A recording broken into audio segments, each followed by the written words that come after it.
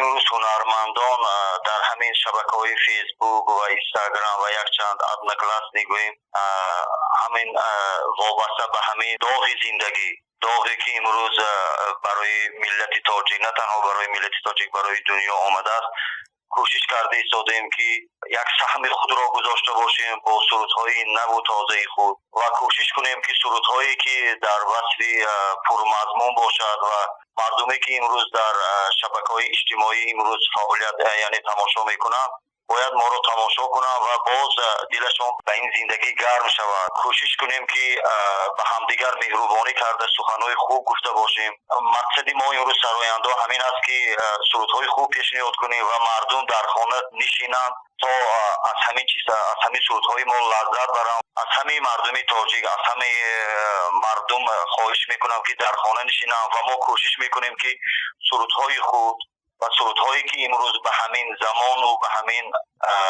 زمانه ساخته شعر ایجاد شده است، ما کوشش کرده ایستادیم که با آهنگ دراریم تا یک تسکین دل مردم شده باشد. یک چند سرودهایی که نو ایجاد کردم امروزها با شبکه‌های اجتماعی یعنی پهن کرده ایستادم.